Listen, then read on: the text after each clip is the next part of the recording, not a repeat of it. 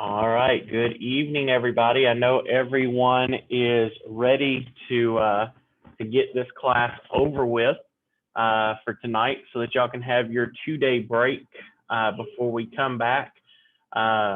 So we're going to go ahead and start this evening. One good thing is there is only 15 slides. So in this particular situation, we have a relatively short class, I guess you could say, but we're going to be talking about a very important aspect because you need to be aware of this form. So we're going to go ahead and get into Unit 5, talking about our sales contract. Our objectives for this evening is we're going to list the details that are included in a sales contract. And we're going to end up describing the process of an offer and an acceptance of a sales contract. We're also going to explain the process that's involved in making a counter offer. We'll define the statute of frauds and the Perot evidence and their use, and also identify the different types of personal and financial information that can be included in the sales contract. Further, we'll describe the 3 methods that are used for a legal description of a property. We will also discuss the financial information that should be included in a contract. We'll review the purpose and disposition of an earnest money contract, earnest money deposit. And we will also discuss the ramifications of default or breach of contract. So to begin, what we're going to start off with, and we spoke about this yesterday, was we ended up talking about offer and acceptance, okay?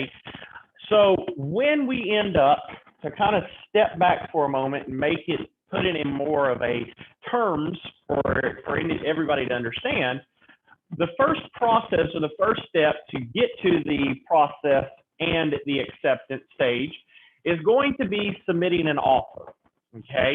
And the offer, everybody always asks me, Mr. Nobles, exactly how do you submit an offer? What is this process? Is there a form that says offer, or is there a document, or how do I submit the offer to a client? What exactly is the process to do this? And the rule is this, okay?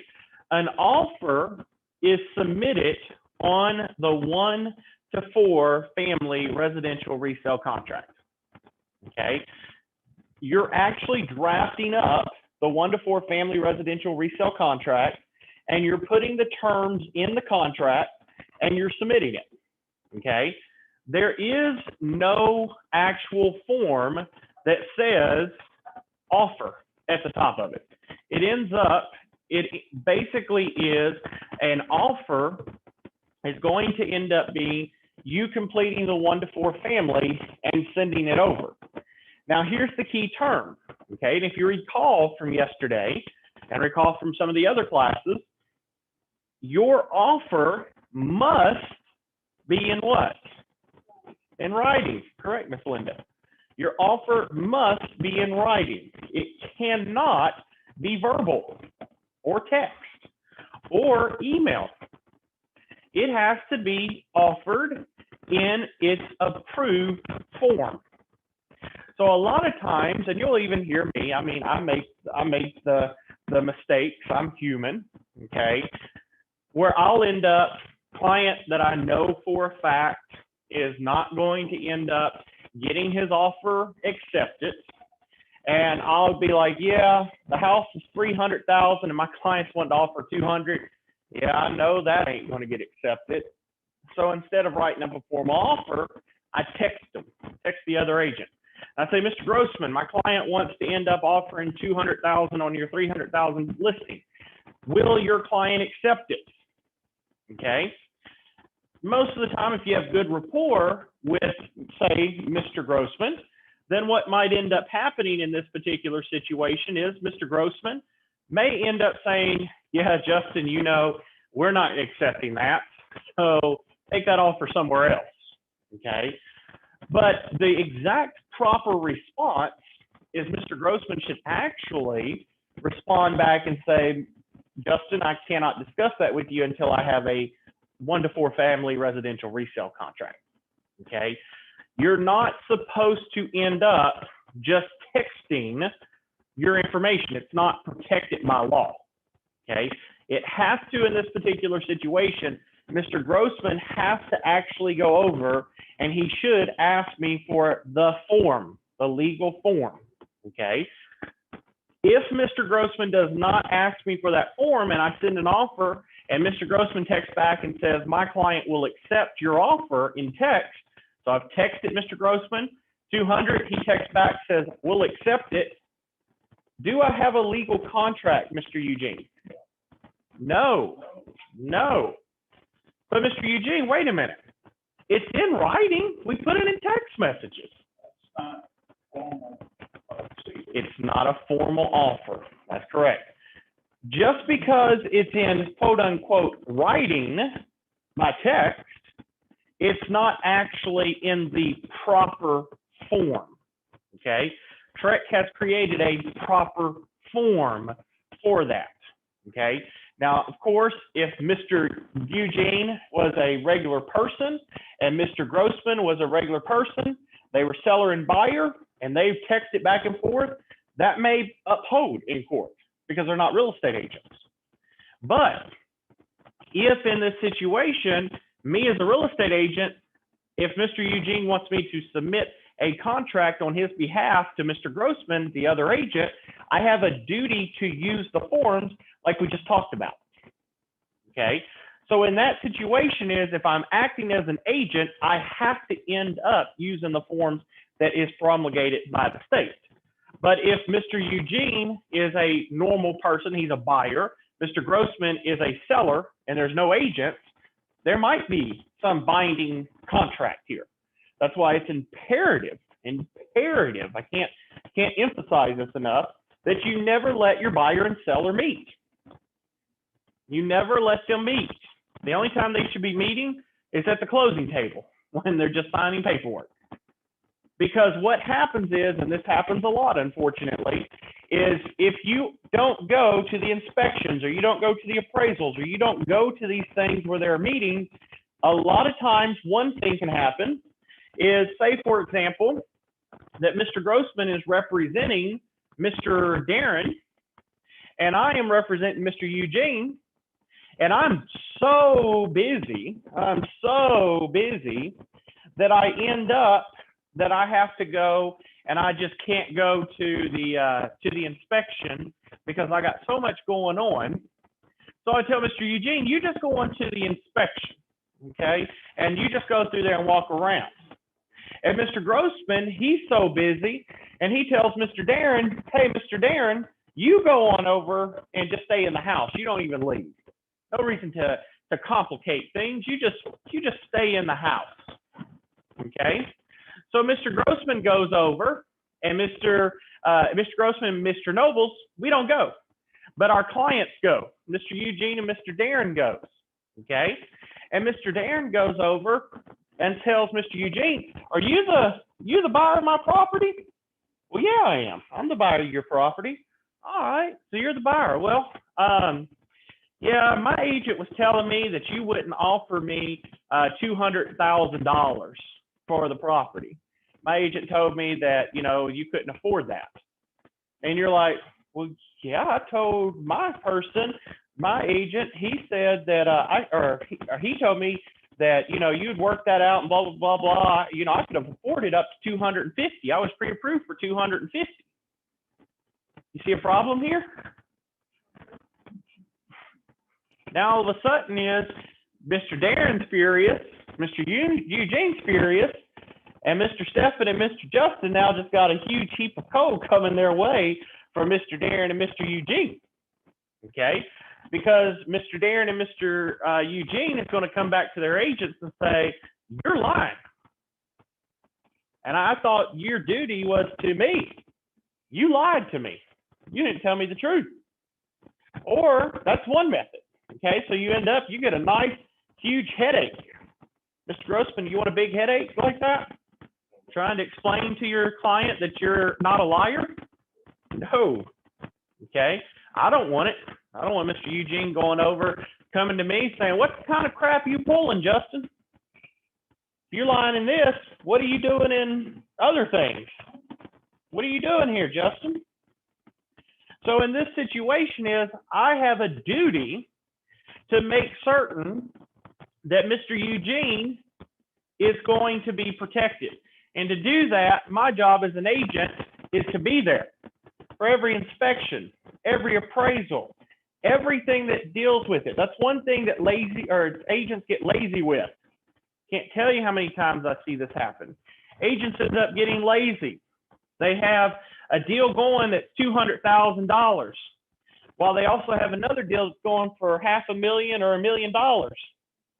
And they end up, the inspection falls on, for both of the properties, it falls on the same day. And so what happens is the agent, Miss Linda here, she goes over and she's like, well, that 200,000, I ain't got time for that. But this $500,000 one, oh man, I'm going to make $15,000 off of this one. I'm going to go for that. I'm going to be there. I'm going to be at their beck and call. This 200 and something I ain't worried about. That nothing's going to go wrong, because nothing ever goes wrong, right, Miss Linda? Never. Everything just goes perfectly fine. No, of course not.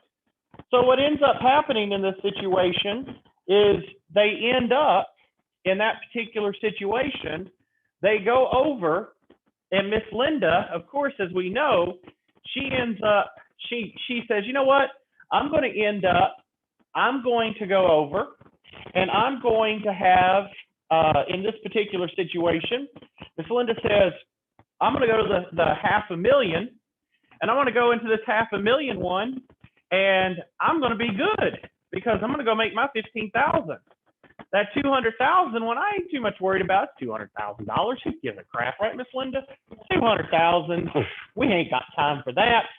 I need my $500,000. I need my $500,000. So Miss Linda, she goes, she does the listing for 500. She misses the 200,000. Well, what happens is, what Miss Linda doesn't know is Mr. Jacob, her client that she basically shooed off as not important, Mr. Jacob goes and meets the seller. And guess who also happens to be there? The seller's agent, Mr. Wyatt. So Mr. Wyatt goes over and he starts talking to Mr. Jacob, and they all start chit-chatting. And guess what happens? Mr. Wyatt goes and he convinces Mr. Jacob to just cut Linda out of it. And what they'll end up doing is they'll just cut Linda out, and they end up saving 3% on the sale. So what happens is Mr. Jacob saves 3%, and he got some more money, so he doesn't have to bring as much to closing. And, you know, Miss Linda ain't doing her job, so why do you even need her, Mr. Jacob? So we'll get rid of Miss Linda here, okay? So in that particular situation is, now Miss Linda, she's just ended up, she's lost her client. She's lost her client here. Miss Linda gets back to her office after she's, you know, basically showed off to her $500,000 client. And she goes over and, you know, she walks back and she gets back to her office and she sits down and she calls Mr. Jacob and she goes, "Hey, Mr. Jacob, how you doing?" "Oh, I'm good. I'm doing good. By the way, Linda, I've been thinking about some stuff here today. Miss Linda, you know, you've not been around and you've not been at the inspection. So I went ahead and decided I'm going to drop you. I'm not going to use you anymore. I got a better deal. I spoke with Mr. Wyatt. Mr. Wyatt kind of cut me a better deal. And if I get rid of you, I'm saving 3%. They're putting that into my closing costs. So I'm just going to cut you out of the whole transaction." Okay? Thank you, Miss Linda, for your time, though. Really appreciate it. Hopefully you can still be friends. Flick. Miss Linda, how you feel about that? Really upset. Really upset. And Miss Linda probably can tell you this as well. You ready? What normally also happens, Miss Linda? Normally if something goes wrong, they all go wrong, right? So what happens is Miss Linda ends up, not only did her inspection on that $500,000 deal go to crap, but now her client decided, well, you know what, Miss Linda, we thought about this and we're going to go on and back out of this transaction. We're not going to go ahead and proceed with this. So now Miss Linda lost both transactions in a matter of a day. Oh yeah. And like she said, don't forget about getting chewed out by the broker, because definitely the broker's going to be furious. Furious. Okay. So in that situation, and also one more thing, Miss Linda, there could be some TREC violations too, or TAR, code of ethics violations, because you didn't do your fiduciary duty. Okay. Your job is not about you. It's not about how much money am I going to make off of Miss Linda or Mr. Eugene or Mr. Stephan. It ain't about you. It's about your people. It's about the people you serve. Okay? It is about your client's interest, not your interest. You can't go in here, Mr. Wyatt, and say, well, let's see here. Now, Mr. Eugene, he's worth $20,000, Miss Linda's worth $50,000, and Stephan's worth $5,000. So I ain't got time for Stephan. He's a nobody to me. So, and Mr. Eugene, who cares too much about him? Miss Linda, $50,000? Heck yeah. Miss Linda's the one I'm going to spend all my time, and I'm going to take care of her and call her, and whatever she needs, I'm going to take care of her. Right, Wyatt? $50,000. We don't give a crap about the other guys. We just want her. Is that how you do it? No. If you've ever worked in the restaurant industry, okay? Oh, see, now here you go. She just said, you mean you wouldn't watch out for me? See, there you go. Put you in a bind, don't it? Uh-huh. I tell people like this, we all have worked at some job in our life. We've all worked either in restaurants, in a restaurant industry, retail industry, who knows? We've all worked in one of them in our life at some point, okay? But let me tell you something, especially if it's in the restaurant industry. If you're given an area that you're supposed to cover, you don't just walk up. I'm going to tell you this from experience, just from what I'm going to tell you how this works. You don't walk up and immediately just kind of make assumptions about people, okay? When I worked in retail, I used to work at the jewelry store. And I was a young, dumb kid. Of course, I make stupid mistakes. My mom and dad always taught me, you don't judge a book by its cover. You don't judge a book by its cover. You judge a book by who they are. You get to know them. That's what you judge them by. Nothing else. So there was this lady. I used to come up to JCPenney's at the jewelry store, and she always had crappy clothes on all the time. And I was like, this woman ain't got nothing. She's just wasting my time wanting to look. I ain't got time for this woman. So I just kind of push her to the side. I ain't got time for you. Every time these women that would come up, and they're all got the fancy jewelry on and everything, I go, hey, how are you doing? Would you like to see our newest diamond ring? Well, Miss Linda, what do women do oftentimes if they all flashy? What is their flashy? Are those real diamonds? No, they're not real diamonds. They're actually called cubic zirconiums. CZs is what we used to refer to. So when those people, me being young and dumb, if I see flashy stuff, what do? When you see flashy stuff, you get your attention. So you think that person has money. So you go to them and you try to give them flashy service. You know, oh, look at this beautiful ring. Ain't it nice? So I go over here, I show the rings and all. And this lady says, you know what? I really do want to I really want to buy that ring. All right, sounds good. So I go over there, I get the ring, go check it out. And sure enough, when she gives me her credit card, I swipe it. What do you think happens, Wyatt? Decline. But she's all fancy. She's got to have money, right, Wyatt? She looks good. She got fancy jewelry everywhere, all over. She's got to have money, right, Stefan? No. It's fake. It's all fake. She put on a show. Yeah. Or she spent her money on stuff, yes. But that little old lady down at the end of the counter that I had ignored, now understand, we got commissions off of the stuff we sold, okay? So here I am all focused on you, Wyatt, okay, because you're all dressed up and fancy. The little old lady down at the end has been waiting probably 30 minutes. The other lady comes in that's taking my deal, and she's like, well, do you want to help her? I'm like, no, she ain't got nothing. And I'm walking out.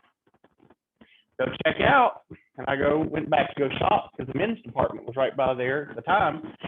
I went and started looking at some stuff, and I go back by, and I noticed that little old lady had brought over almost $6,000 worth of jewelry in cash, not on credit.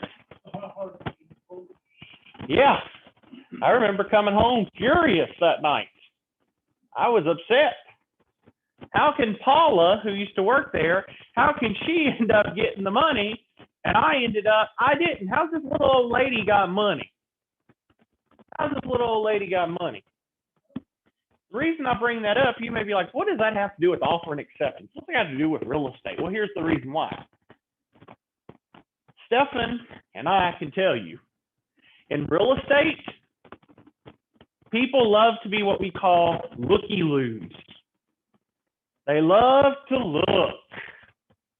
They love to make you think they got a lot of money. But in reality, they're broke as a joke. They ain't got no cash. No cash, no money, nothing. They're broke. And those people that look like crap driving the crappy vehicles are the ones that can walk in tomorrow and say, here's your $200,000 in cash.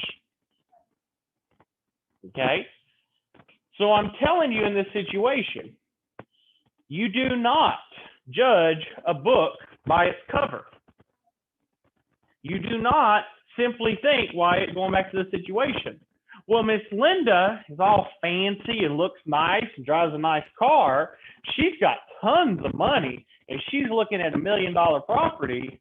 Mr. Eugene, he's in some work clothes. What the heck do I want to be around him? And Stefan looks like a bum. I ain't got time for these people.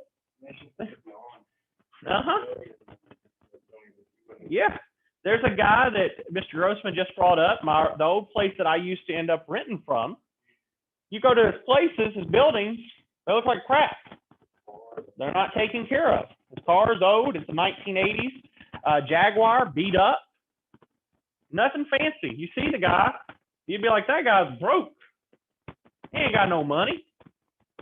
But that man could probably buy currently owns the majority of the commercial buildings in Bryan College Station.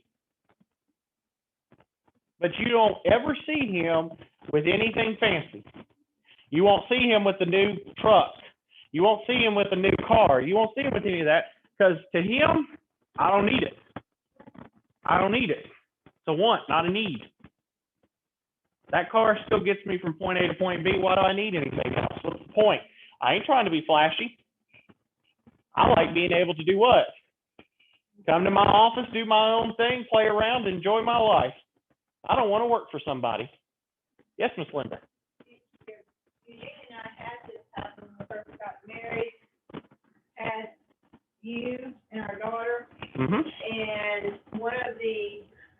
Hold on, just a minute. I'm gonna come up to you because I want you to tell everybody this story real quick. Okay, hold on. Put this on your ear. Okay, Eugene and I, we were young, and we had 2 kids, lived in a trailer. And there was a broker in Navasota that told my husband and I that we should not be wasting their time because of the fact that we could not afford it. So my husband told the broker, we want to look at this house.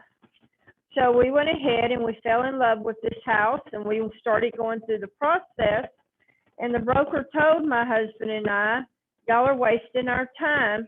Just forget about it. My husband said, no, I have a right to put an offer on this house. So we did. And needless to say, we went through the process of it, and we did qualify to purchase that house. And just here recently, we just sold that house in Navasota. So that is a true story because of the fact of what our names were in Navasota, because we didn't have the money, because we didn't have the fine luxury things in life, they labeled us. And that's not how we do that. So thank you, Miss Linda. So basically, like she said, you know, back in the day, the key thing was, and it's still not just back in the day, it still ends up, it happens. People will label you. They'll look at you. They'll judge you, okay? They will judge who you are. They'll judge how you look like. And it's not just in selling a house. Guess what, boy? They're going to look at you. You're going to have two people like them behind you that are going to look at you and be like, what's this little kid think he's going to do to represent me? That's what they're going to think.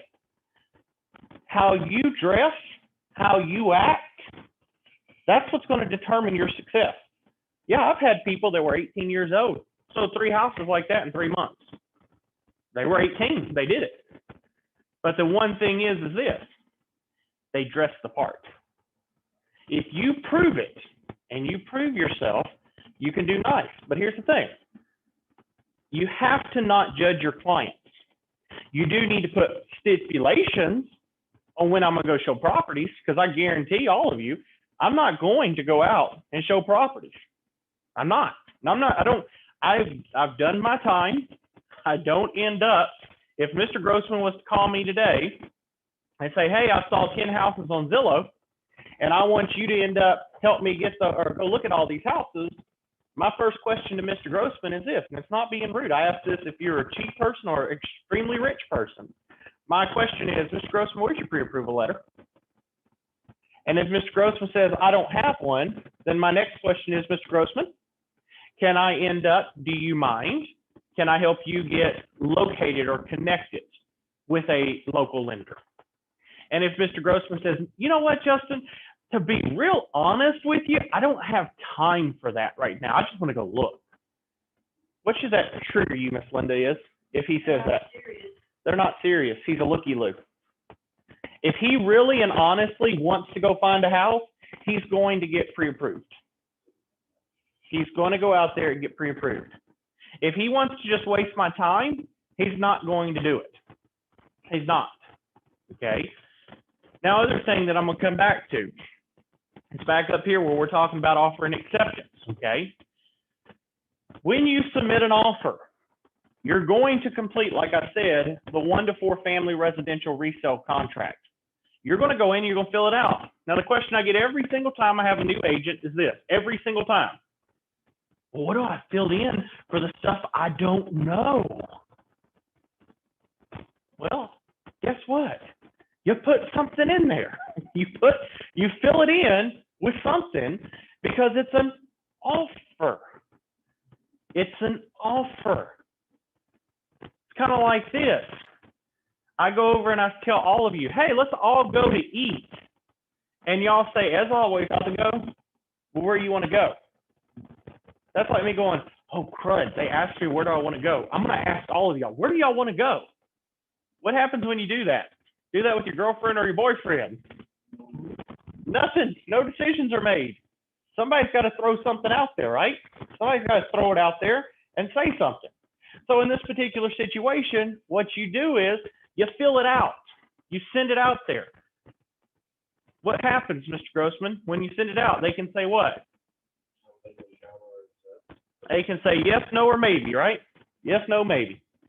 So in that situation is you end up, you put your offer, it's your offer to purchase, okay?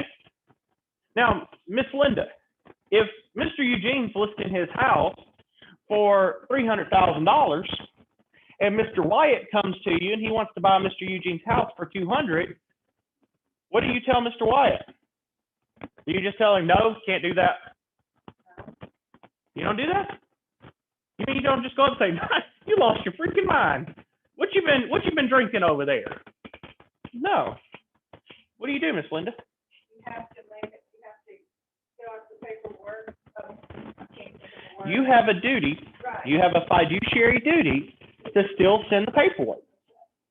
Even if you know for a fact, 100%, it's not going to be accepted, you have to fill the paperwork out. Not your responsibility. Ah, very good. She said it right on there for me. It is not your responsibility to make that decision if it's going to get accepted or not.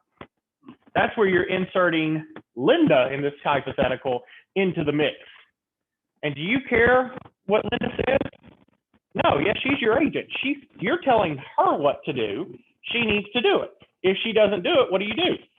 You get rid of her, you hire Stephen, or you hire somebody else. Okay? So in that particular situation it is your duty, okay, to do what your client says, even if it is stupid. Now, if I go over here and I have Mr. Garrett, for example, Mr. Garrett comes to me, he says, all right, Mr. Nobles, I want to go look at a bunch of properties. I said, okay, Mr. Garrett, you pre-approved? Yes, sir, I'm pre-approved for $200,000. All right, let's go look, Mr. Garrett. So Mr. Garrett and I go looking, and we see a first property, and we see Mr. Keith's property, and Mr. Keith has it listed for $205,000. I go do some research. I say, you know what, Garrett, I think we can get this one for $200,000. Mr. Garrett says, no, Justin. We're going to offer $100,000. But Mr. Garrett, the property is technically worth $200,000. Yeah, I know. Let's see if Mr. Keith will sell it for $100,000. Well, Mr. Garrett, this is kind of a waste of my time, because if they don't, well, I don't care. You're going to submit an offer at $100,000. So say, you know what? I'm just going to keep Mr. Garrett happy. I'm going to submit an offer for $100,000. Immediately, Mr. Keith's going to say what? Heck no. Lost your mind. No way in heck that's going to happen. Okay? So I go back to Mr. Garrett and I say, all right, man, I told you, Mr. Garrett, they're not going to accept it. Let's go on and put an offer in at $200,000. No. We're going to submit an offer of $110,000. That's $10,000. He will accept it for $110,000. Okay? I say, but Mr. Garrett, we're wasting time. No. We're doing this. So I rechange my stuff, send it over. Immediately, Mr. Keith's like, heck no. And by now, Mr. Keith is now furious. He's furious. You are messing with him now. He's not happy. Mr. Keith calls me and says, what are you pulling over there, Justin? Do you know how to run a business? Blah, blah, blah, blah, blah. You need to get your crap together. I say, I know, but my client, he just won't listen. Well, you need to get, I understand, Keith. I understand. I'm working on it. So I come back to Mr. Garrett. Mr. Garrett, let's go on and submit that offer to him. No. I got it even better. We're going to offer $115,000. He'll accept it now. You see a problem here eventually? What's the problem? He's not serious. And oftentimes, here we go real quick. Garrett, turn on your mic for a second. Yes, sir. Garrett, do you watch HGTV? Yes, sir. See, there it is. That's what they use. I bring that on for a minute because guess what? Actually, Garrett, this is going to happen to you when you get your license. They're going to tell you, but on HGTV, this actually, we can make it happen. Y'all see HGTV? It happens on HGTV, right, Garrett? Yes, sir. So yeah, it happens in real life. No, it doesn't. What happens is when I submit that other offer at 115, guess what's going to happen, Mr. Garrett, when I send that to Mr. Keith? What do you think he's going to say? No. He's not just going to say no. He's going to say, hell no, and we ain't taking no more offers from your client. We ain't even interested in him. And you're going to say, at that point, when I come back to you and I say, Garrett, Mr. Keith has declined your offer, and he is not entertaining any other offers from you. Now what do you think you're going to do, Garrett? What are you going to tell me to put an offer in for? 200. The 200,000. And guess what? I'm going to write it, send it back. And Mr. Keith, what are you going to say, sir? I'll take it. Oh, you're going to take it? You know what really happens? You want to know what really happens? Yeah. They tell me go fly a kite. Okay. They tell me go fly a kite because the Yeah. fact is, they're like, you already screwed with me too much. I ain't playing with you. Yes, sir. Because here's what's going to happen, Keith, and I'll tell you exactly what's going to happen for both of y'all to know.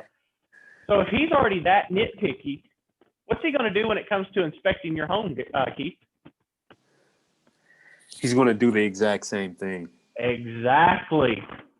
He's going to come in there with a fine-tooth comb, and he is going to find every little thing wrong with your property. And he is going to drive you crazy. And he's going to want every little thing fixed. He's going to want every little item taken care of. And he's going to milk you as much as he can till he gets that price down to where he wants it to be. Okay? So that's why I tell my clients, I tell them, you end up, if you're going to submit an offer and you're going to do this, understand that if you tally around too much, they're just not going to do anything to you, even if you do offer it. I had it happen in real life before. Client wants to submit an offer really low. Client wants to submit an offer way, way low. Went over there, I told him, I said, not a good idea. Not a good idea. Let's bump that offer up. But no, not a good idea. Ended up, my client was like, no, I want you to submit it. I submitted it over. We did that same thing I just told you. Ended up, client said, hell no, we ain't accepting anymore, and I don't even want to see another offer from yours. My client told me, send it over anyway. And we also not just sent it at the list price, we sent it 10,000 over list. And the woman called me and said, what part of don't send me anything do you not understand? And I said, ma'am, my client's offering you 10,000 over list.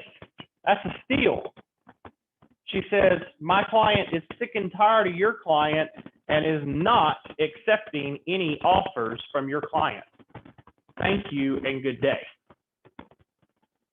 Period. You have to, as agents, you are the expert. You're retained for your knowledge. You have to share it. If your client won't budge or won't give, what do you think the best thing to do if that client won't listen to you, Mr. Eugene? Hit the door. I ain't got time for you. Hit the door. But wait a minute, Mr. Eugene. Mr. Wyatt here. Poor Mr. Wyatt. He's a college kid. He's trying to make ends meet. He's trying to make a living. And he really, really needs this deal because he needs money. You know, is it okay that Mr. Wyatt goes over and he ends up, you know, like I said, in this situation, is it okay for Mr. Wyatt to just keep on to that client and try to make something happen for that client? Should he waste his attention with that client? Yeah, exactly.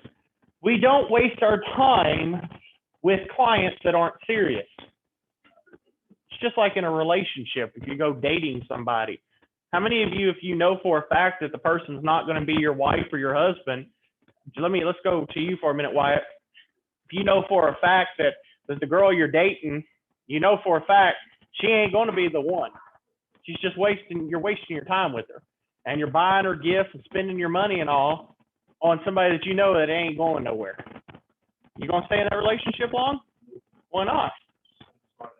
That's not a smart idea. So if it's not a smart idea there, then why would it be a smart idea keeping a client? It's not a wise idea. You have to, in these situations, guys and gals, you got to make certain that you use common sense in these. Yes, Ms. Linda? I have a question. A moment ago, you said something about pre-approved. Yes, pre-approval. Okay.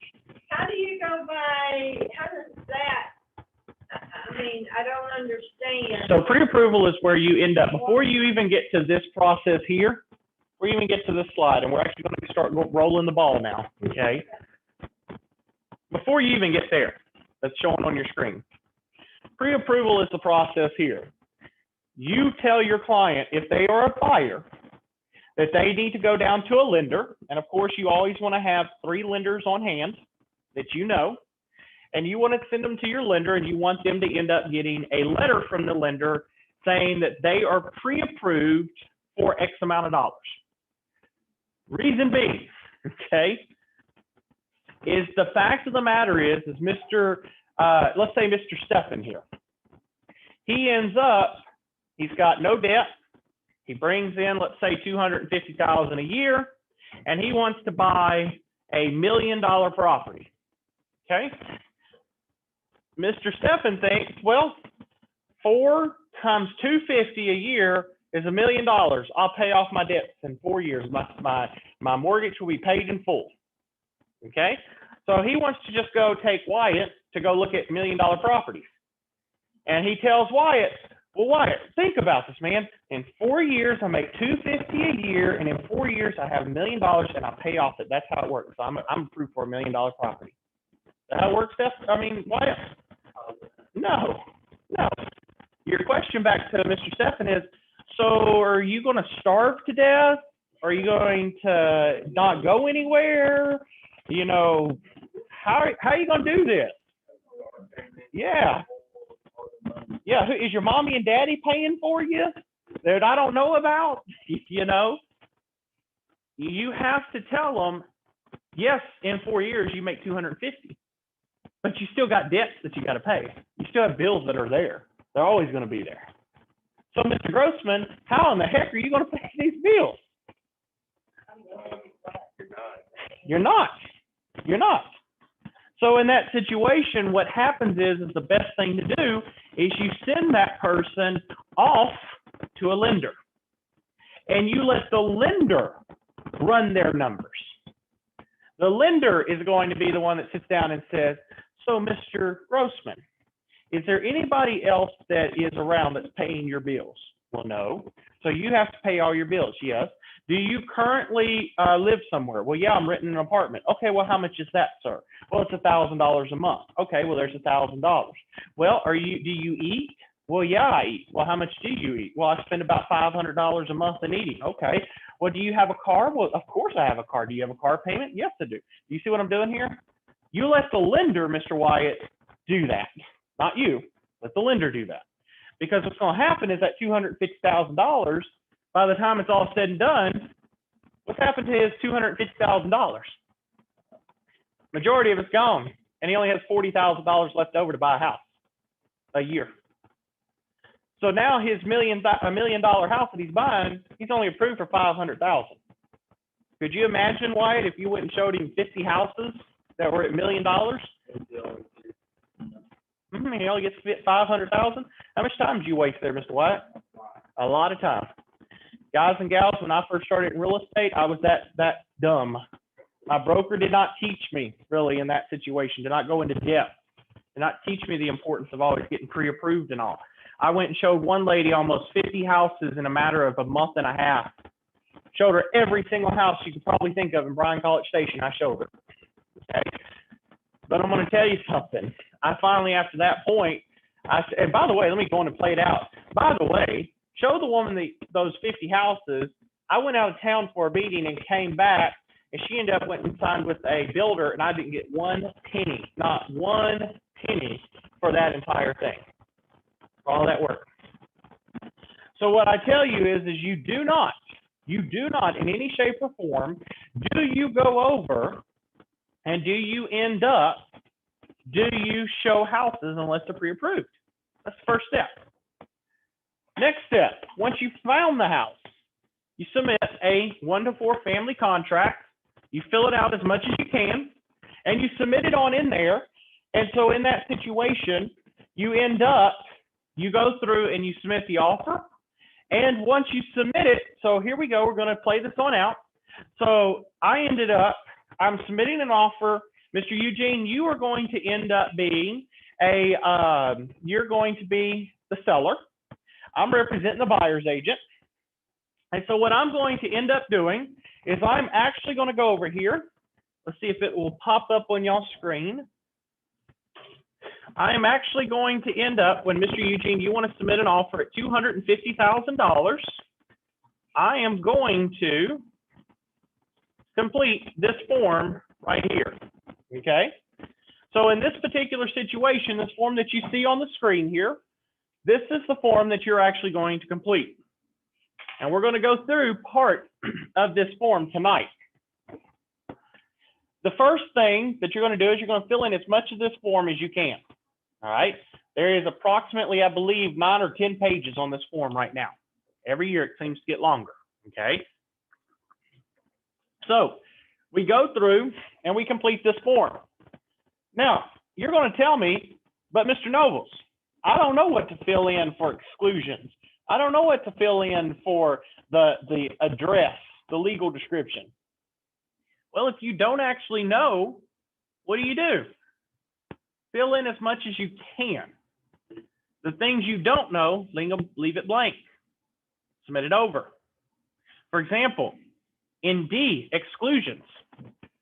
If I'm the buyer's agent, Mr. Eugene, you're the listing agent, and Mr. Wyatt's the seller, you're the only person that's going to know if Wyatt's taking his hot tub with him.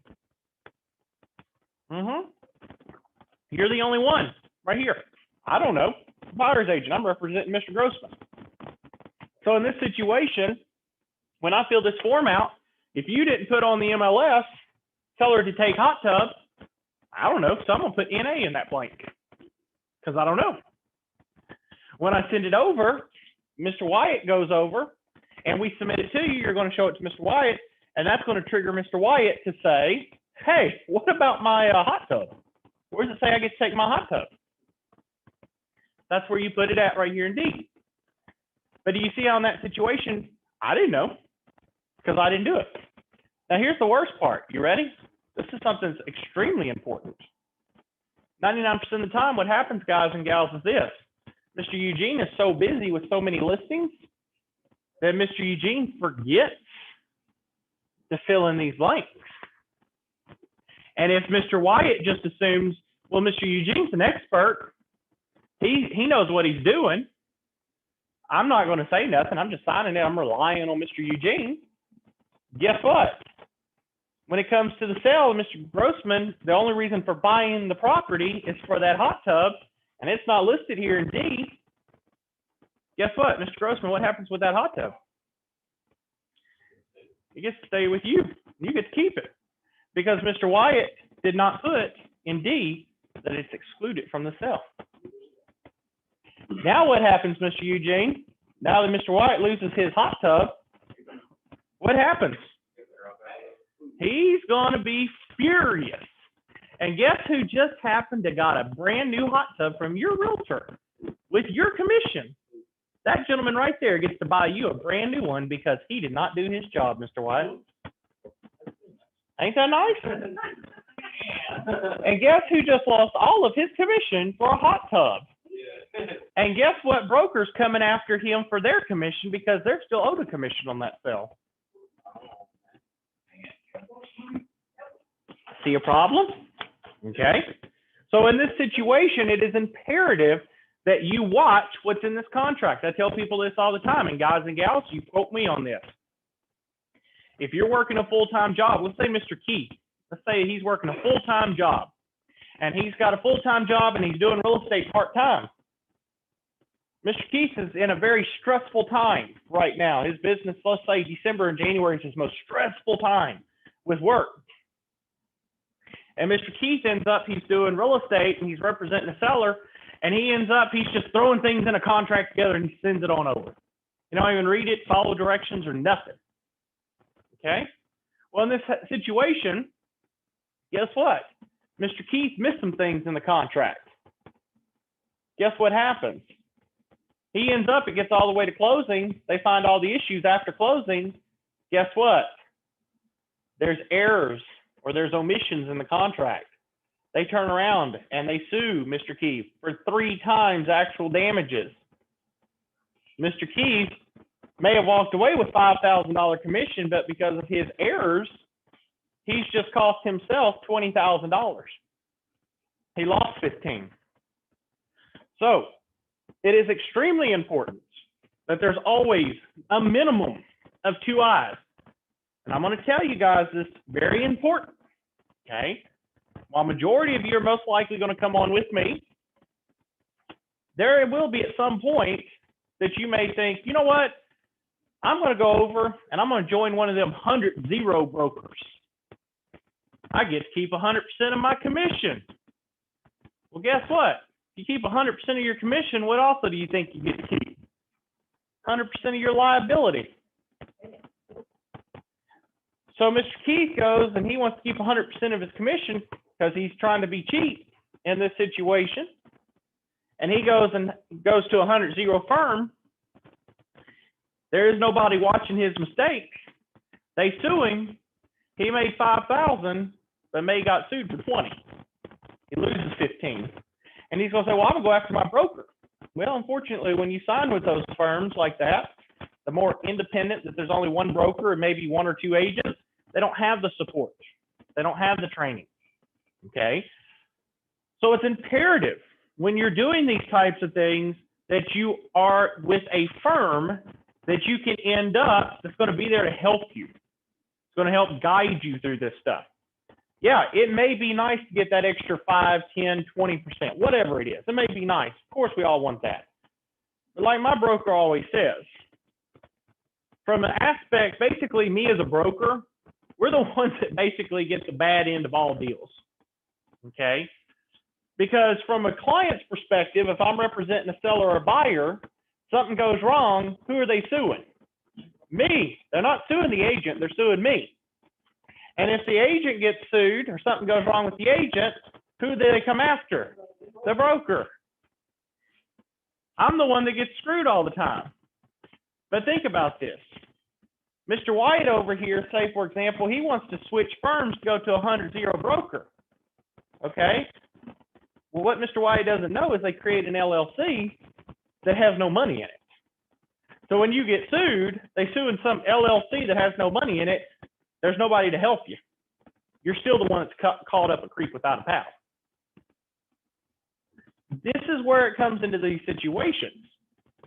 The broker, the reason you're paying your broker is because the fact is in this situation, the broker, me, my job is to make sure you're trained and educated and you're knowledgeable. That's my job, okay?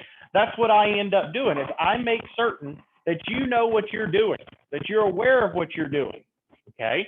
That is ultimately what I end up doing, okay?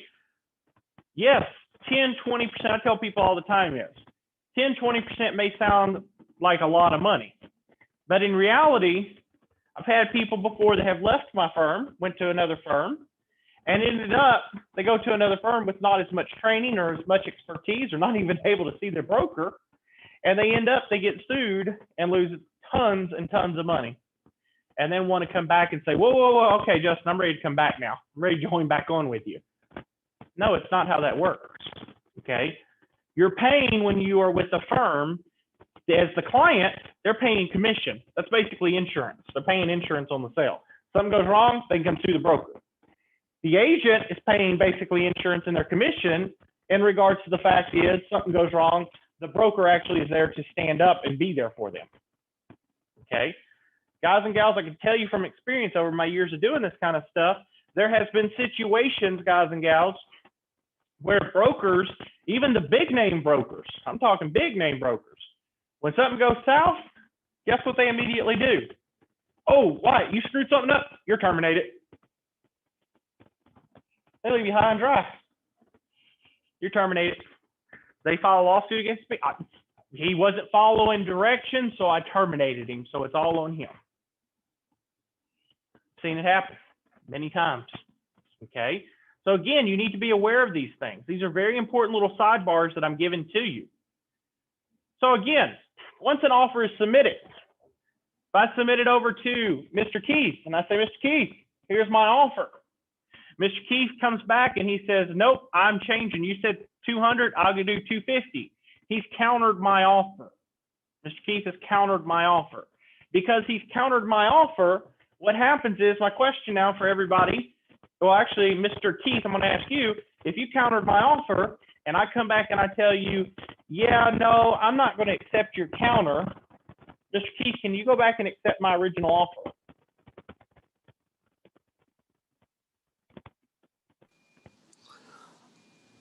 I would say no. That's correct. Once you counter an offer, you cannot accept the old offer. It's dead. So the minute that I go over and I offer 200 and Mr. Keith says, well, what about 250? That is a counter, and my original offer is dead on its face. I have to resubmit my offer of 200 for him to accept it. Does that make sense, Mr. Keith? Yes, sir. Yes, sir. It Perfect. does. Perfect. So when we're talking about offering counters, that's what happens. Now, of course, counter offers happen 99.9999% of the time. Okay, it's going to happen. But your client, your job, if you are the selling agent, or either agent, if you're getting an offer, you need to advise them of this. Because I get people all the time that will say, well, see if they'll accept this, and if they say no, we'll go and take their offer. Doesn't work like that. Does not work like that. Yes, Ms. Linda.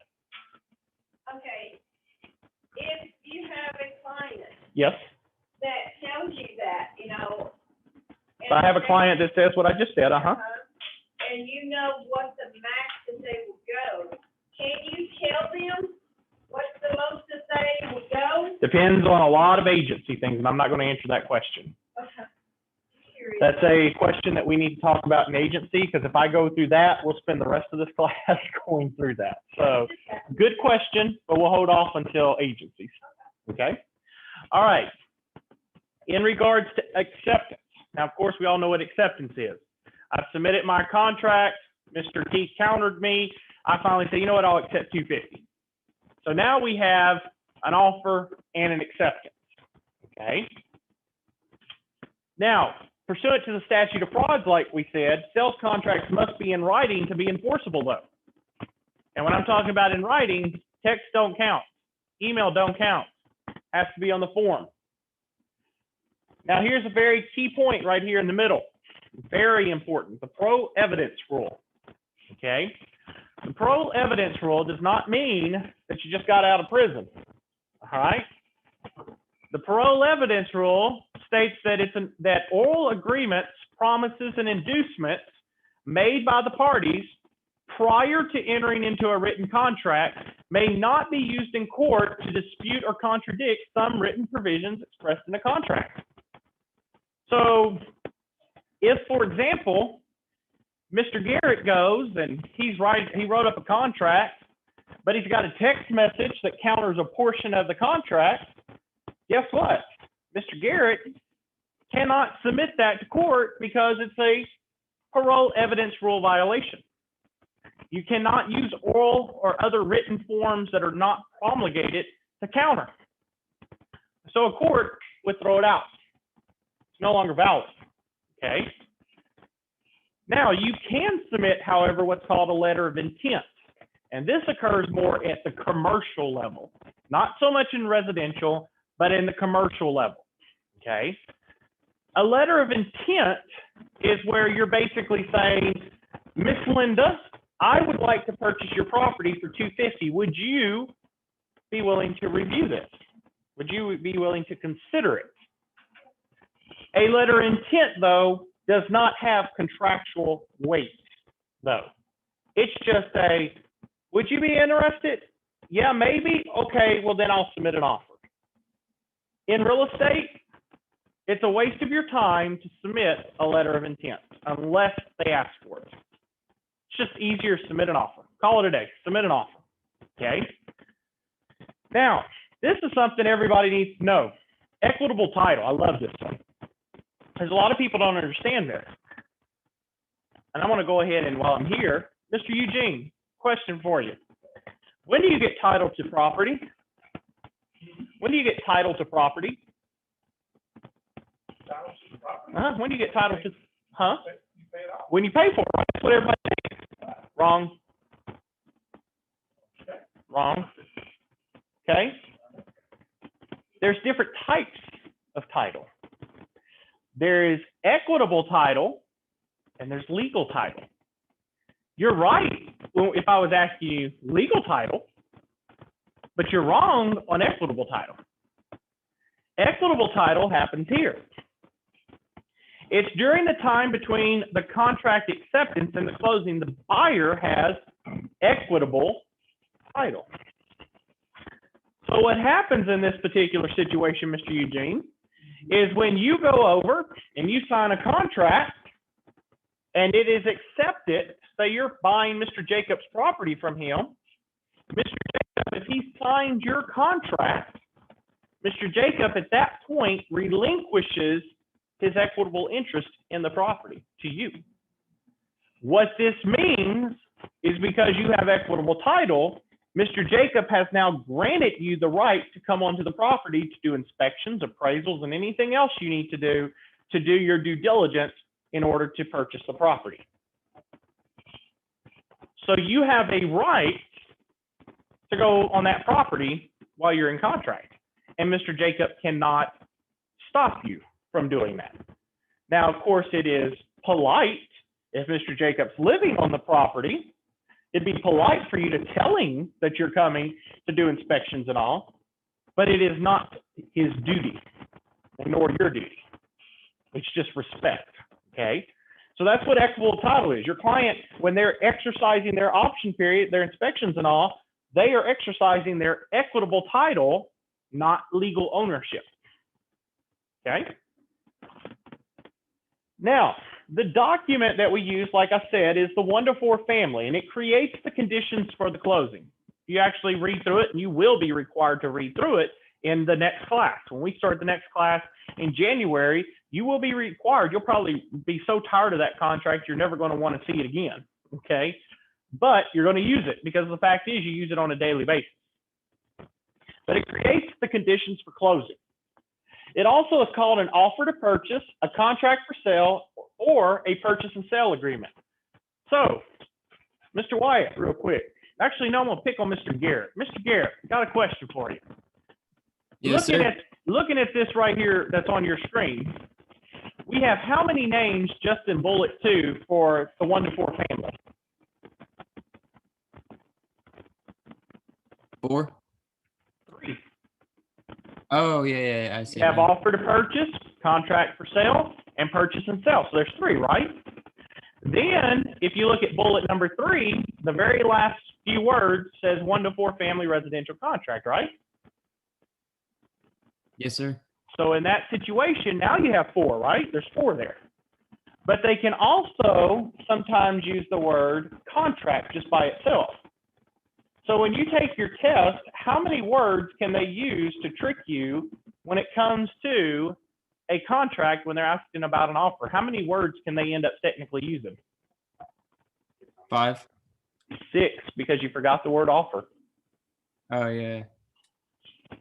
It was a little trick question there for you. But again, and I'll tell you this, Garrett, just as a sidebar, I've actually ended up seeing them on the contract where they will list as options, they'll list offer to purchase, contract for sale, purchase and sell agreement, or none of the above. And what they'll end up doing, they'll ask some question, and it's basically D, but people get confused because they think offer to purchase, contract for sale, and purchase and sell are 3 different types of contracts. They're actually all the same form.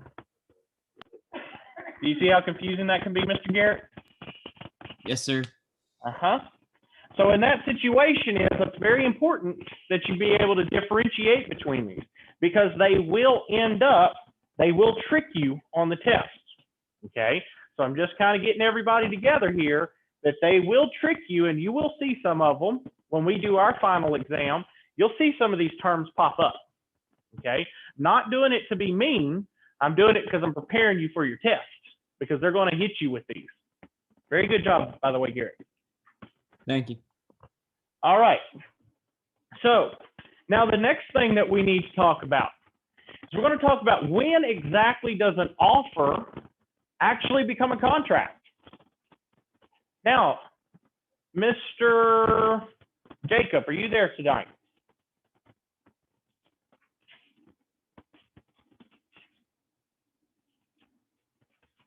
All right, no worries. No worries.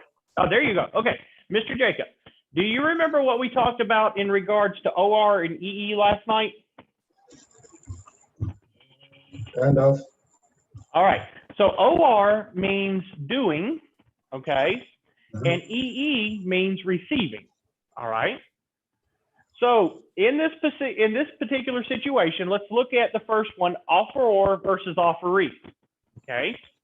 So when we talk about offeror, what we're ending up doing is, which party do you think the offeror would be? Would it be the buyer or would it be the seller? Which one would you say the offeror would be?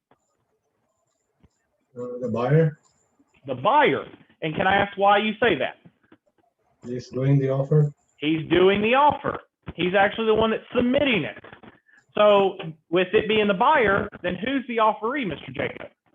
The seller. The seller, exactly. So Mr. Jacob's right there. Because of the fact is you are doing the offer, you're drafting the offer up, you're the one that's actually writing it, you're the buyer. Now, if you're receiving it, you are the seller because you're the one that's receiving, that's the offeree. Now, here's a little trick question here. All right, Mr. Jacob, I'm gonna see if you can get this one for me. So Mr. Jacob goes over, let's say in this situation, Mr. Jacob, that you are the buyer and I'm the seller. And Mr. Jacob has gone over and Mr. Jacob has submitted an offer to me and I have countered his offer and submitted it back to him.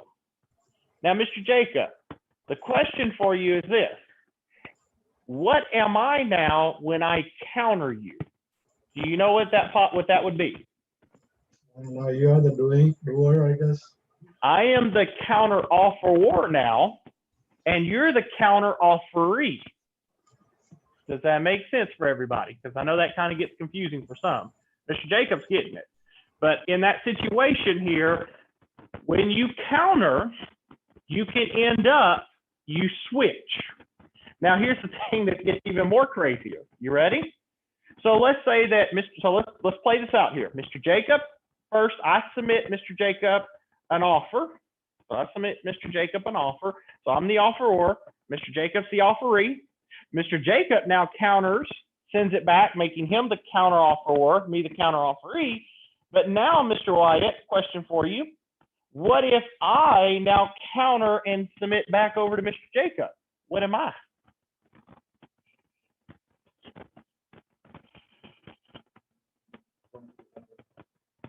No, I'm the counter offeror. So what happens is the person doing, no matter if it flips, if you end up, whoever's doing it, remember OR in this situation is the one doing it. So if Mr. Jacob was the counter offeror and then I go back and I swip it, I can now take back that title and be counter offeror and he can be the offeree.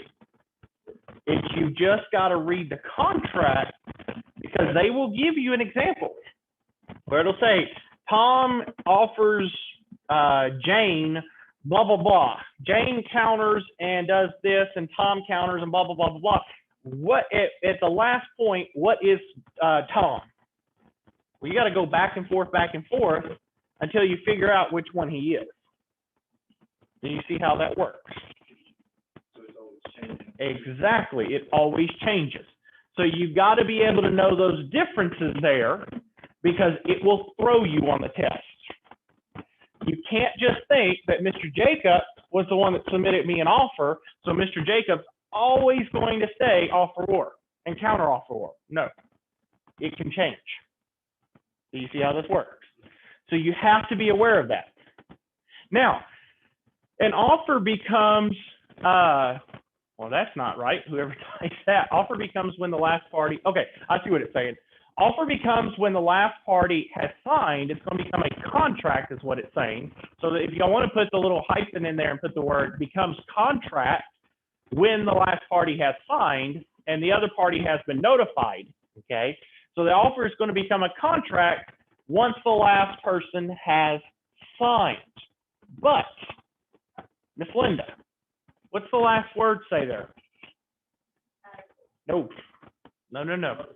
Notified. Very key. Yep. That's fine.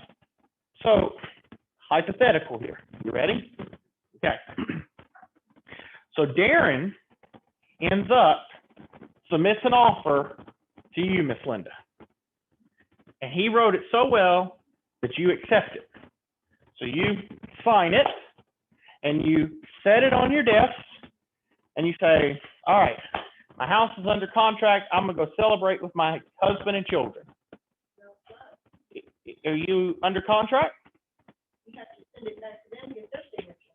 No, when he submitted his offer, he signed it and submitted, and you signed. So he submitted the offer to you because your party's going to sign.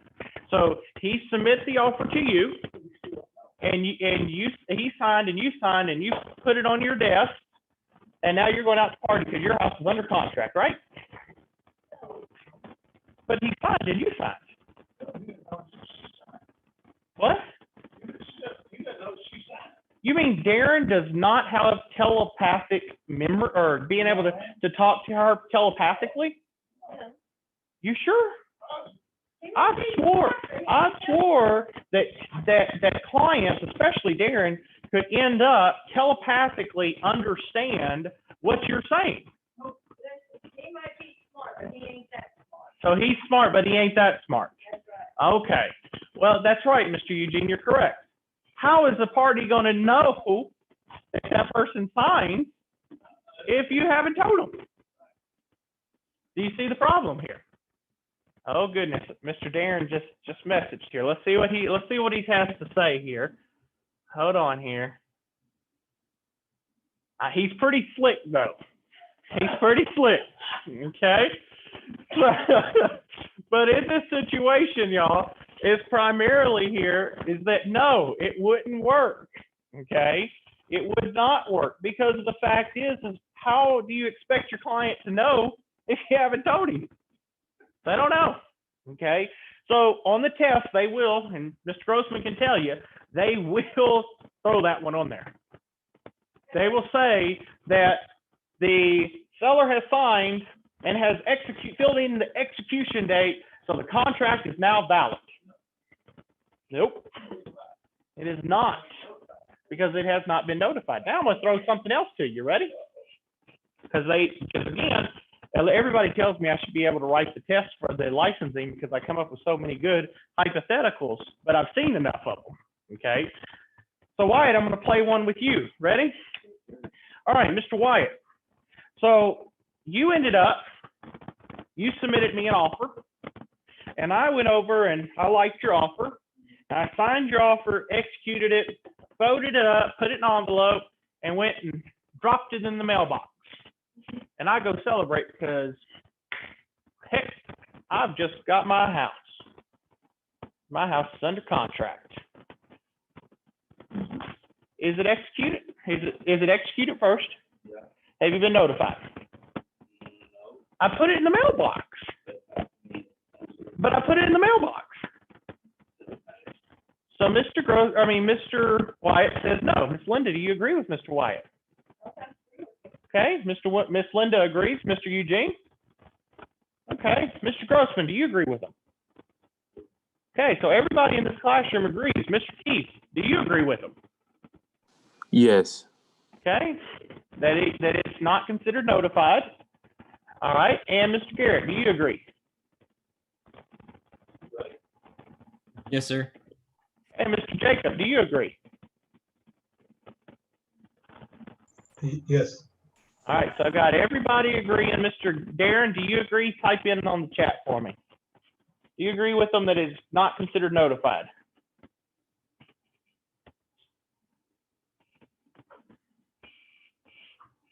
Oh, he's not typing, so read it again, he said. He said, read it again. Mr. Darren, just put the word YES. It is classified as notified. You're wrong. Y'all are all wrong.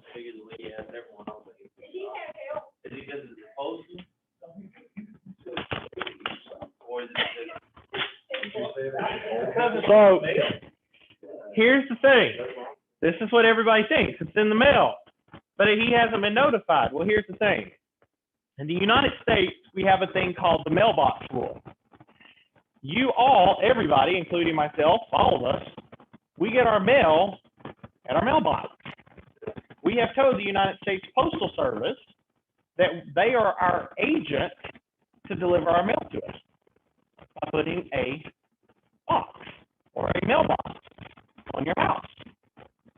So when that letter is dropped into the mailbox, everybody's agent, in this situation, your agent, the post office, has received notice.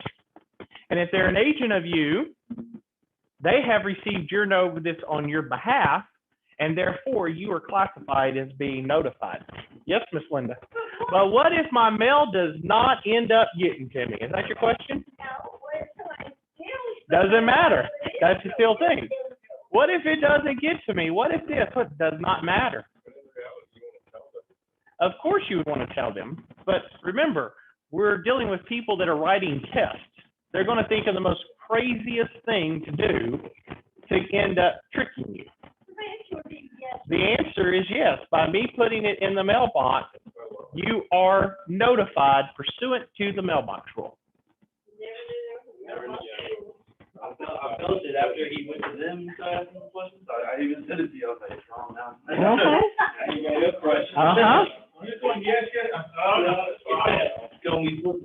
Yep. It is not. It is classified as notified. So that's why, do you see here, I do this, and it's not to basically make that y'all are wrong. It's the fact is I'd rather you get it wrong here in class than on the license exam. Okay? I'd rather you be wrong in here and I correct you than you get to the license exam and be like, I don't know. Okay? So again, that is the situation. Notification is when you are notified. Here's another thing. If you have stated that you have a power of attorney, and that say that Wyatt, your power of attorney is Mr. Grossman, and you are not in town, and I signed it and I give it to Mr. Grossman, and Mr. Grossman forgets to give it to you, you're still classified as being notified. Because he has power of attorney. That's right. You can also sign on his behalf. So in that situation is, who you pick to be your power of attorney, you better take it serious. Because if I come up to Mr. Grossman and I give it to him and he wants to cause problems for you and he puts it in the shredder, you're up creek without a paddle, Mr. Wyatt. Okay? So in that situation is, understand, you got to know these notifications. Very key.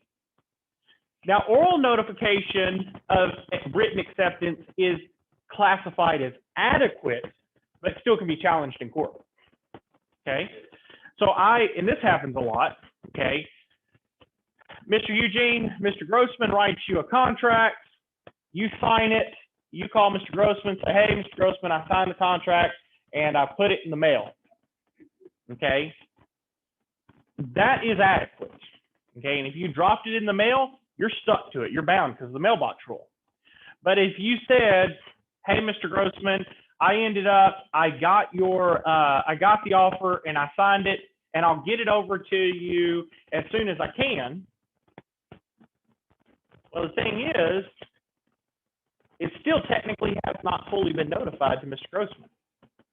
He has to technically have something in writing, if you remember. So Mr. Nobles' word, even though you might have signed it, does he see that you found it? No, you could have just be calling him just to pick on him. So it is not always classified as written, basically oral acceptance is not always going to be the best type, if that makes sense. Bilateral, of course, we've already talked about. Not going into this anymore. We've already talked about it. It's two parties, okay? Seller and buyer. But one thing I want to add here, do you see anywhere up here, anybody, do you see broker, agent, or anything else up here? No. The only people is the buyer and the seller.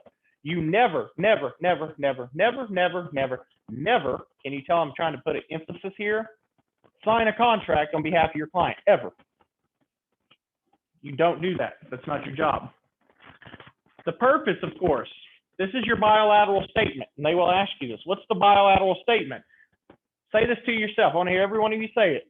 What's your purpose of the bilateral contract? Starting with I. I want to hear y'all say it. Too bad. I want to hear everybody. 1, 2, 3, say it. I. Exactly. Exactly. I promise to buy and you promise to sell. That is the promises. Remember, a bilateral contract has two offer and acceptance. There's two parties, two things. One promises to buy, one promises to sell. There's two promises. Okay? Extremely, extremely important. Okay? Again, there are your parties. You have your seller and your buyer. Now, looky here, Mr. Wyatt, you came back just perfect timing. Look, we just added 2 more words to what a buyer and seller can be called. Yeah. You know, you just want more words, right, Garrett? Right, Garrett? You want to have like 50 words for the same person, right, Garrett? Yes, sir. Yeah, because we want to talk about one person having 50 different titles so that we can just make this exam so difficult. Isn't that so sweet of us? So in this situation we're now talking about it in the situation of who holds title. Who holds title? So when there is a contract, what happens in this situation is that if we are holding contract, the seller is going to be the vendor. And this is the person, if you remember, is the one that holds legal title. So they're actually the full owner or the owner. And the buyer is the vendee. They're the one that's receiving equitable title. Remember the situation like I ended up telling you in this situation? Equitable title is going to end up being the one that has the right to do what? What do you end up doing when you have equitable title, Mr. Eugene? We talked about this just a little while ago. Equitable title. What did I say about that?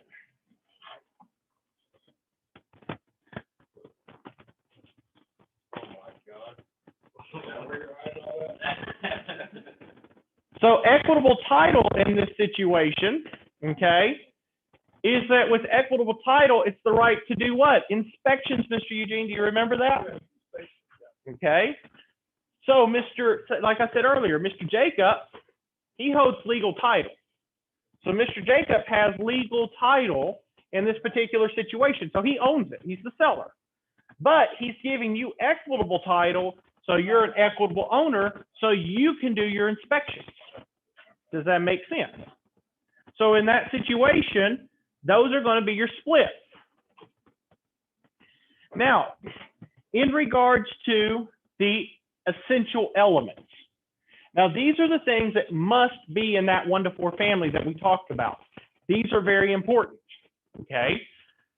So in this situation, essential elements must, number one, of course, the most common of them, is they have to have buyer and seller signatures, okay? There has to be buyer and seller signatures in this particular situation. Of course, if we don't have both signatures, it's not valid, okay? We have to have their signatures. We also have to have their property description. Now, I'm going to explain something. I want y'all to write this down. Everybody needs to put this down. A street address is not, capitalized, underline, bold, circle, whatever you need to do, is not a legal description. The street address is not legal description, period. Okay? Your legal description is going to be in one of 3 ways, as it showed up here on the slide. Either meets and bounds, rectangular survey system, or the lot and block system.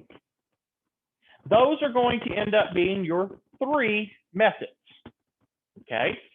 One of these 3, we're not going to spend a lot of time on this because this will be in an entire chapter when we get to principles.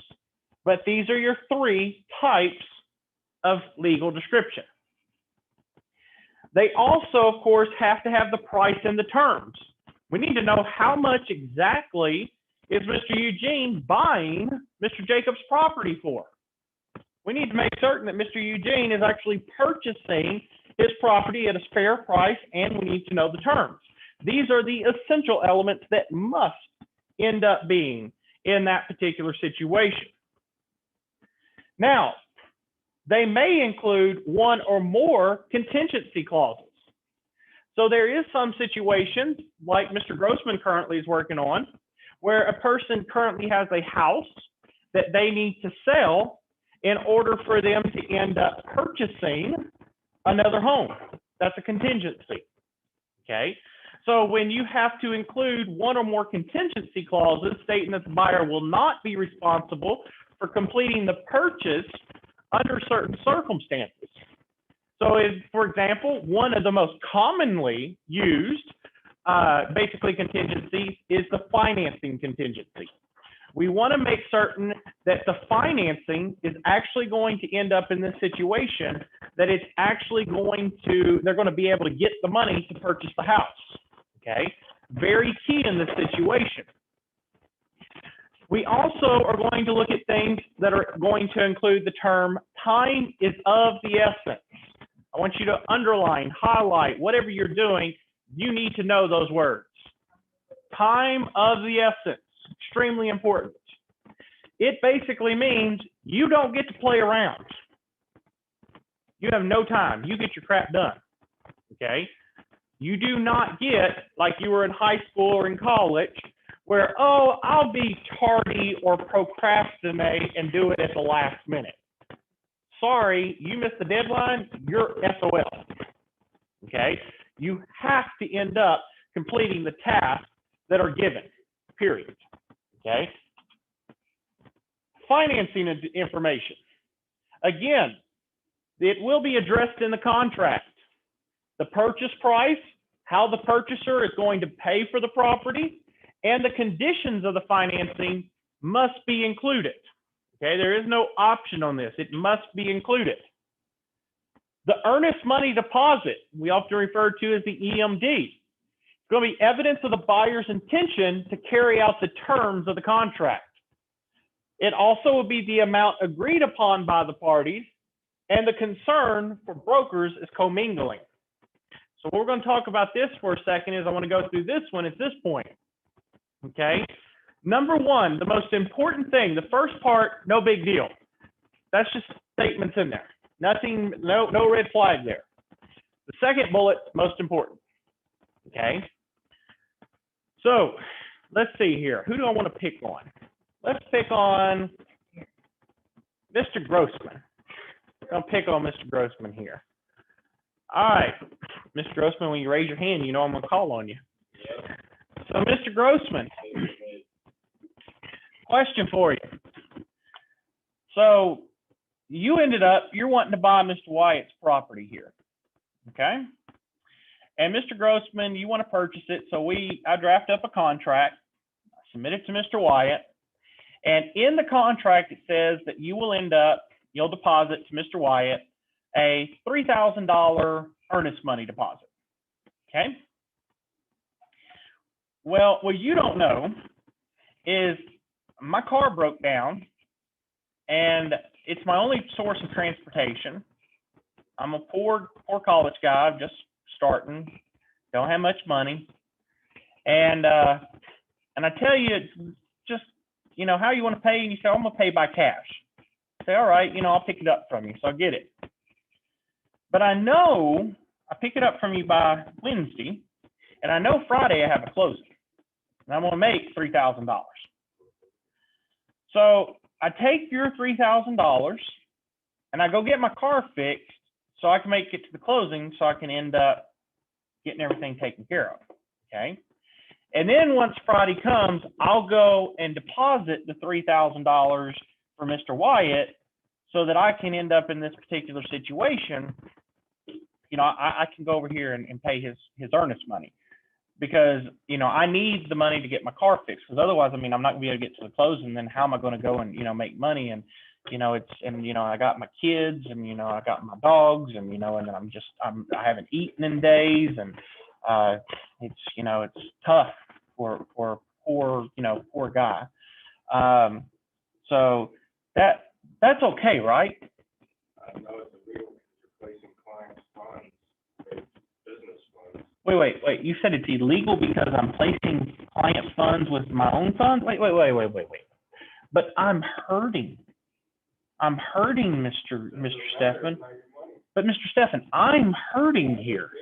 You don't care. You don't care about this poor guy here that's hurting, that needs, okay, Wyatt, you would understand, right, Wyatt, that if I just took your money and went and spent it on my car and all, it's okay, right? But I'll pay you back on Friday.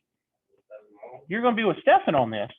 All right, now, Mr. Keith, I know you'll be with me on this, right, Mr. Keith? You agree with me, right, Mr. Keith? Come on now, right? Sorry, I can't agree with you. You're not agreeing with me? No, sir. Man, y'all are some harsh people here. No, here's the thing. It's called commingling. Okay? It's commingling. It doesn't matter what kind of sob story that they give you in the test or in real life. Doesn't matter. It's commingling. You never, ever, number one, should I, if I'm a real estate agent, not a broker, I'm just an agent, should I ever even have the money in my possession? Period. That money should only go, and in my brokerage, the money either comes, your client comes to me and drops it off at me, and the agent, and it's in a check, by the way, never cash, it's in a check, and that check has the title company's name on it. And at that point, the agent can take it from there to the title company. But you never take cash, ever, ever. Let me show you something else that could happen, because these things do occur. So Mr. Garrett goes over, and he's a real estate agent, and he's putting an offer in for me. And so Mr. Garrett goes over there, and I meet Mr. Garrett, and I say, hey, Mr. Garrett, here's the $3,000 that I got for my earnest money. Can you go run that over? It's in cash. You go run it over to the title company for me and make it easy for me. Here's $3,000 for you, and you run that over there. Does that sound good with you, Garrett? Can you do that for me, man? Yeah.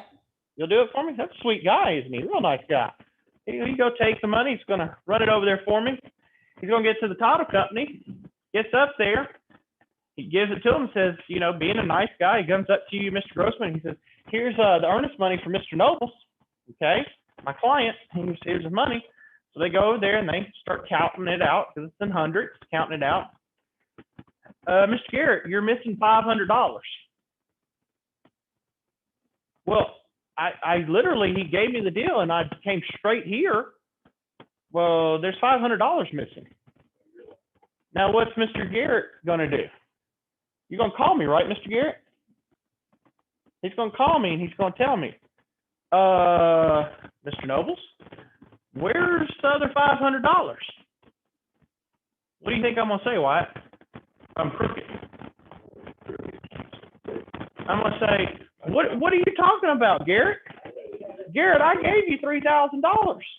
What did you do with my $3,000, Garrett? Did you go spend it on something? Guess what? Now Mr. Garrett is put in a bad situation. And guys, let me tell you, there's been clients before that have fake money, counterfeit. They'll give you $3,000, $3,000. They'll give it to you, but they're fake bills. They're fake bills. I'm going to tell you something. Amazon, go look on Amazon if you get time tonight and type in prop money. It makes them look 100% just like a $100 bill, except there's a little bitty thing that says prop on it. You quickly are looking at it, you wouldn't be able to spot it. Your client goes and gives you that money, and guess what ends up happening? They give you that cash, they get down there to the title company, and they see that it's all fake. Cops are going to be called on you. You're going to say, well, Mr. Nobles gave it to me. And what am I going to say? I have no idea what you're talking about. Garrett must have took my money and spent it. And he went over there and he took some fraudulent money trying to pass it off. It's all Garrett. Y'all better watch out for that Garrett guy. Do you see what I'm saying? And Garrett, what are you going to do at that point? What defense do you have if I were to pull that on you? Nothing. Nothing. Not one thing. And now here's poor Garrett stuck between a rock and a hard place. Not one thing. With his license his license could be suspended and he could be going to jail, even though he did nothing wrong. It is your duty. You never accept cash, ever. The only time cash is accepted if we end up, it's in the office and it's ran through a money machine. And only the broker or the office manager of a brokerage is able to do that. Nobody else. And you should not touch that money, okay? I'll tell you, when I worked at my old brokerage, somebody actually did that. They didn't have hundreds, but they had tried to sneak in 3 $10 bills that were counterfeit. We took it down to the bank to deposit, and $30 they were shy. They put 3 counterfeit bills in there. That person ended up going to jail for it. But I'm going to tell you, you don't want to be put in that situation. It does happen, guys and gals. You've got to be prepared for it, okay? And that's why I tell you, you don't want to be put into a situation on commingling, ever. And you don't ever want to be put in a situation where you get cash for earnest money and you're put up against a rock and a hard place. Don't want to do that. Now, Mr. Grossman, real quick question before we go to the next slide. Earnest money. Is earnest money, Mr. Grossman, is it a set price? Is it always a set price? No. It is going to be what? It's agreed upon by the parties. Ah, very good. You're one step ahead. It can be any amount. It can be $1. It can be 1 penny. Okay? It can be whatever it needs to be as long as the parties agree. Very important. Okay? Now, the information needed for a 1 to 4 family. In paragraph 3, this is going to deal with your financing. It's your cash down payment, the amount of the first loan, the amount of the second loan, and the sales price. Now, it looks pretty up here, right, Miss Linda? That's all nice and pretty up here, bulleted and all. Well, let's go actually to a real one, right, Miss Linda? Let's take them to a real one. Look at number 3 there. Where's the 4 bullets at? Wait a minute. That's not how it looks on the slide. What happened? Yeah, it got a lot more complicated. So, Mr. Eugene, I got a question for you. Okay. So, Mr. Jacob, he wants to go over and he wants to buy a house. But he's going to have, I'll tell you this out here, okay? So you got to work with me and listen to me for a minute. Mr. Jacob's going to end up putting down on a $100,000 house. He's going to put $10,000 in cash down. He's going to end up putting, or he's going to get a loan for $5,000. He's going to get a loan for $15,000. He's going to get another loan for $10,000, and then get a final loan for the remainder. Okay, how do you fill this out, Mr. Eugene? I'll put down the cash portion first. Okay, so you're going to put cash in A, so $10,000. And he's getting financing from third parties from the bank. So we're going to make an X on third party. But he has 4 or 5 loans that he's got. Well, we need to list all of them, don't we? Where are you gonna list all them loans? Well, what does B say? Read B out loud to me. Sum of all financial described in the attached. See, all down one. You put them all down in B. Do you see what I'm saying? You do not end up, even if, and the reason they do that on your tests, on your slideshow here, or the PowerPoint, is because they're actually going to do that to y'all. They're actually going to do that. They're going to give you cash, amount of first loan, second loan, sales price. You're going to go and look at it, and they're going to show you what I just showed you, and you're going to freak out because you got 3 lines and you got 4 things to put down. And you're going to be like, what do I do now? You're going to end up, add up all your financing goes into B. Okay? All right. Now, next slide, paragraph 4. Paragraph 4 is the type of financing, the addenda that's needed. the first term of the loan, the second term of the loan, the interest rate, and the assumption of the loan balance. Okay? So in this particular situation, you're going to have multiple spots that you're filling in. In regards to the conveyance of the property, this is going to be your type of deed. Okay? What type of deed are you going to use? The date and place of closing, the name and closing agent, and the results of the title search. Okay? So, let me pull this back up here. Okay? See if I can't find it. What I want you to read real quick, they actually moved it on me. Give me just a second, please. Okay, so you'll notice I couldn't find it in here, but we're going to go ahead and come back to this. My key point that I wanted to get back to in this situation is in regards to the type of deed. We're going to talk about the different types of deed. There are multiple different types of deeds, and we'll get through that in principles when we get to that point. That's going to be our very last class. But there are different methods in regards to transferring. And when I'm talking about conveyance, I mean transfer, okay? So in that particular situation there is going to be conveyance of the property. In that deed, we also need to know the place, or not the deed, but in the contract, we need to know the date and place of closing, who the closing agent is going to be, as well as the results of the title search.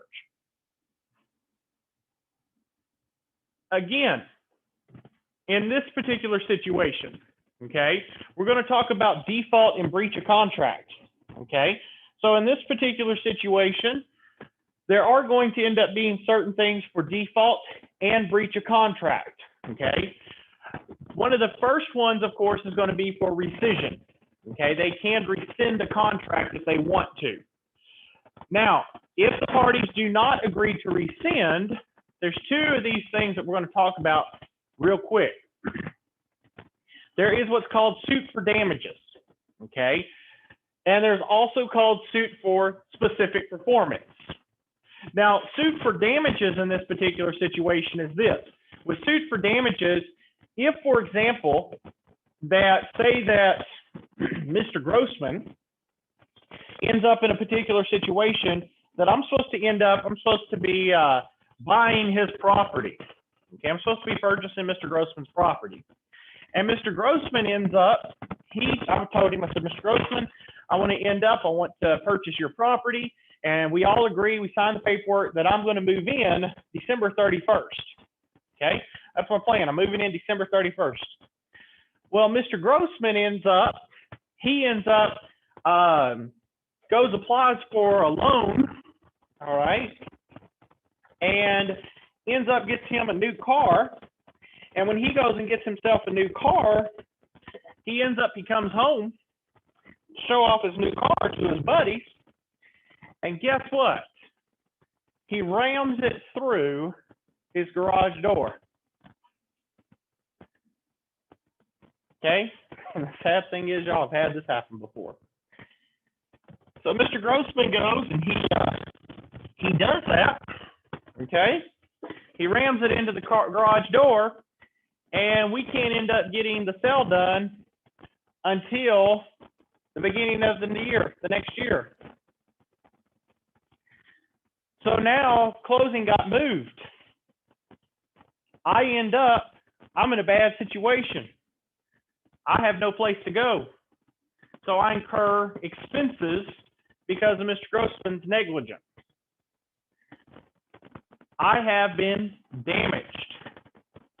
Therefore, Mr. Grossman can be sued by me for damaging, for breach of contract. It cost me harm. Now, I had this one before happen to me. Different situation, different scenario. So, Mr. Garrett, actually, Mr. Keith, I'm going to pick on you for a minute, sir. Mr. Keith, he comes over in this situation, and his mom calls him and says, you know, Keith, your grandma, God forbid, she's passed away, and, you know, we got to sell her property, we got to sell our property. You know, nobody's wanting to live there. We need to sell it. And Mr. Keith reluctantly says, you know what, Mom, I agree. I need to sell my property. So Mr. Keith gets an offer from Miss Linda, and Miss Linda submits a contract to purchase Keith's grandma's property. Keith goes through, and it's been very hard on him because, I mean, it's his grandma's property. Of course, we all understand the importance of that. I mean, it's your grandma. You don't want that relationship to end. So he goes over and he grudgingly goes through the contract process. He sits down at the closing table with Miss Linda, and him and his mom are sitting there, and Keith just breaks down, just starts bawling. He can't let his grandma's property go. And he says, you know what? No, I can't sign him out of here. And he gets up and he walks out. And Miss Linda's like, whoa, where are you going? I'm behind this house. I ain't got nowhere to go. And he says, I'm not signing. I'm out of here. Bye. And he leaves. So Miss Linda tries to get it to fix. He won't come back. Well, Miss Linda, you've been damaged, right?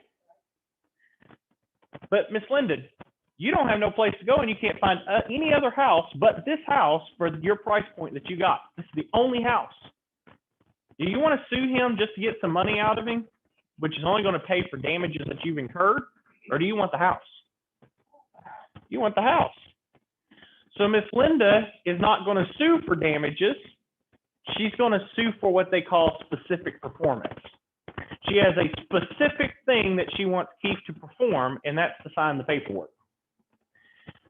Miss Linda would sue Mr. Keith and would sue under the term of suit of specific performance, and would end up in that particular situation. She would force, if she won her case, she would force Mr. Keith to sign the paperwork. So you must be aware that you tell your clients, especially if they're a seller, that once they sign that paperwork, there is no going back. The only person that has a way to go back is the buyer during their option period.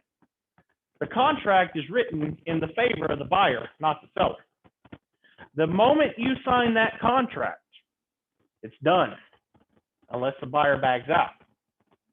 I have had clients before that my client was buying, and a seller gets to the table and bawls their eyes out and gets up and leaves because they can't sign the paperwork because it means closure, and they don't want closure. And I have to call the other agent, and I have to say, Miss Linda, you better get Mr. Eugene to the table, because otherwise my client, Mr. Wyatt, is suing for specific performance, and he's going to be made to sign those paperwork. So in that situation, you got to be very careful in regards to how you're dealing with this stuff, okay? It's not something that's going to easily be brought to the attention of individuals, okay? All right. Well, with that, that technically has made us basically halfway through this chapter or through this course. As of today, we are 50%, one half through the course. So what's going to end up happening in this particular situation? We will continue our lecture. When we come back, we'll continue our lecture. We have 5 more chapters to go, and we will go from there. Okay, so hold on just a moment. Actually, we're going to call this